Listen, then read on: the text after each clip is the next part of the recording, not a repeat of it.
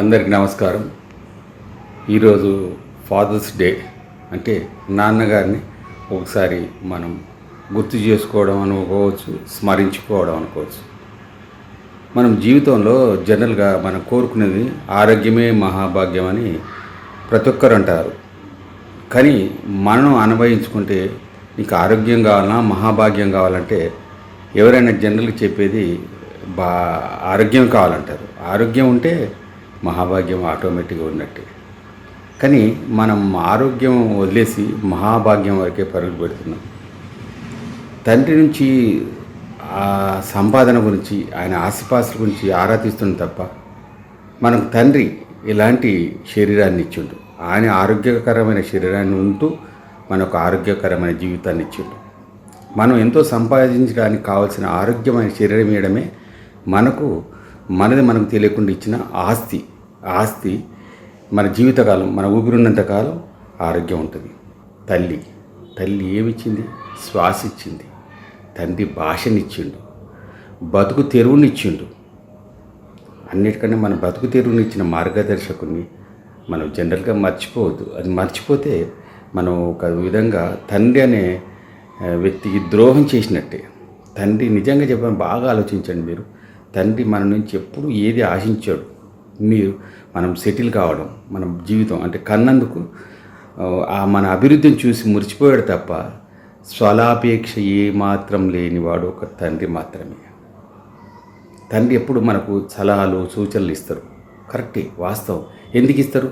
తన తండ్రి దగ్గర చేసిన తన పొరపాట్లు తన కొడుకు చెయ్యొద్దనే ఆలోచన తప్ప మీ మీద క్రమశిక్షణ అనేది శిక్ష అనుకుంటున్నారు. అది క్రమశిక్షణ. మన జీవితానికి ఒక క్రమశిక్షణ నేర్పుతాడు. తను చేసిన తప్పులు తన పిల్లలు చేయొద్దని కఠినంగా వ్యవహరించవచ్చు, కానీ అది కఠినం కాదు. మన జీవితానికి మంచి భవిష్యత్తు ఇవ్వడమే. అది ఎంతవరకు ఆలోచిస్తున్నారు? ఆలోచిస్తలేదు. తండ్రిని ఒక ముడి పదార్థం కింద చేస్తున్నాడు తప్ప మన జీవితాన్ని మంచి చక్కని బాటా వేస్తున్నాడని మాత్రం మనం చాలామంది మర్చిపోతున్నాం. ఈ మధ్య కాలంలో ఎంతసేపు తగాదల తండ్రి గురించి, తండ్రిని హింస పెట్టే వాళ్ళను, ఆస్తి కూడబెట్టి హింసించే వాళ్ళను చూసాం చాలా మట్టుకు. కాదు, అది కాదు. మనకు ఆరోగ్యమైన జీవితాన్ని ఇచ్చినప్పుడు ఎన్ని లక్షలైనా మనం కూడబెట్టుకోవచ్చు. అనారోగ్యం పాలైనప్పుడు మీకు తెలిసి ఈ మధ్య కాలంలో 100 కోట్లు పెట్టుకు ఆరోగ్యం రక్షించుకునే వాళ్ళు లేరు కదా. ఆ లెక్కన మనం చాలా అదృష్టవంతులం. ఈ మేరకు వరకు మనం బతుకున్నామంటే మన తండ్రి ఇచ్చిన పెద్ద సంపద. అవునా? అనారోగ్యం పాలై మన కళ్ళ ముందు ఎందరో పోయినరు, ఎంతో డబ్బు ఖర్చు పెట్టే స్తోమత ఉండి కూడా పోయినరు. అంటే అనారోగ్యం ఉంటే నీ సంపద కూడా ఎందుకు పనిచేయదని అర్థం కదా. అందుకోసం నాన్న పట్ల శిక్షణ అనేది మనకు ఒక ఇన్స్టిట్యూట్. తండ్రి అన్నాడు ఇన్స్టిట్యూట్. తను అనుభవించినవి, తను చేసిన తప్పులు పునరావృతం కావద్దనే దృష్టితోని మనను ఒక సక్రమ మార్గంలో నడిపిస్తుండే తప్ప మన మీద ఎలాంటి కోపం ఉండదు, ఎలాంటి ఆశ ఉండదు. మనం సెటిల్ కావడమే ఆయనకు తిరిగిచ్చే మనం కృతజ్ఞత. అందుకోసం దయచేసి ఫాదర్స్ డే రోజు మనం ఒక్కసారి కాదు, 1-4 సార్లు ఆలోచించుకోండి ఎంతవరకు కరెక్ట్ అని. ఎందరో మన జీవితాలలో ఎందరో వికలాంగులైనరు, జబ్బుల పాలైనరు. అది తండ్రి చేసిన పొరపాట్లనే చెప్పుకోవచ్చు. కొంత మేరకు 50-50. ఎందుకంటే మన ఆరోగ్యమే ముఖ్యం. మన తండ్రి మాట సోదిలాగా అనిపించవచ్చు, ఇబ్బంది అనిపించవచ్చు. ఏ బంగారమైనా మనం తవ్వుతుంటే మట్టి వెళ్తుంది. ఉన్న పలంగా బంగారు గనులు లోపల ఉంటాయి, బంగారం ఉంటుంది. కానీ చెత్తనంతా తీసేసి బంగారాన్ని ఎత్తుకుంటాం కదా. మన తండ్రి చెప్పింది సోది అనుకోకండి. దానిలో ఎక్కడో ఏ మూలనో మనకు ఉపయోగపడే చక్కని మార్గం ఉందని దయచేసి ఆలోచించండి. ఉంటుంది, తప్పనిసరి ఉంటుంది.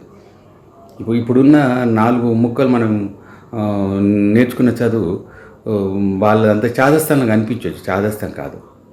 ఆ చాదస్తంలో ఏదో మర్మం ఉంటుందని ఆలోచించండి దయచేసి. తప్పనిసరి మర్మం ఉంటుంది.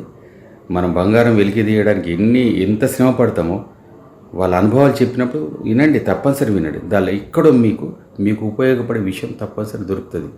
అది నా నమ్మకం. నేను నా అనుభవంతో చెప్తాను. మా నాన్న ఏది చెప్పకుండా ఆయన నడవడికను గమనించి నేను ఫాలో అయ్యి ఒక విధంగా సక్సెస్ అయినా. ఈ రోజు వరకు ఆరోగ్యంగా ఆనందంగా బతుకున్నా అంటే డబ్బు కాదు, చక్కని ఆరోగ్యకరమైన నా శరీరాన్ని ఇచ్చిండు. అదే నాకు పెద్ద ఆస్తి. ఈరోజు మీరు అందరితో మాట్లాడగలిగే ఈ వయసులో అంటే అది మా నాన్న ఇచ్చిన ఆస్తి. ఆస్తులు తరిగిపోతాయి. ఆరోగ్యం, మంచి ఆరోగ్యం చివరిదాకా మన వెంటనే ఉంటుంది. అది ఒక్కసారి దయచేసి వినండి. ఈ ఫాదర్స్ డే నాడు ఒక్కరోజు కాదు, మనం ప్రతిరోజు మన బతుకున్నంత కాలం వాళ్ళు చెప్పిన బాటలు నడుద్దాం. మన తండ్రి మనకేమి ఇచ్చిండని అనకంటే మనకిచ్చింది చాలా ఎక్కువ ఇచ్చిండు. తిరిగి మనం ఏమి ఇవ్వలేము ఆయనకు. మనం ఏమి ఇవ్వలేము. ఆరోగ్యకరంగా, ఆనందంగా, ఓ పద్ధతిగా బతకడమే ఆయనకి రుణం తీర్చుకున్నట్టు. దయచేసి ఈ ఫాదర్స్ డే రోజు అందరూ నా మాట విన్నందుకు అందరికి మరీ ధన్యవాదాలు. జీవితంలో నాన్నగారి మాటని ఎప్పుడు కూడా మీరు వదిలేయొద్దని నా యొక్క ప్రార్థన.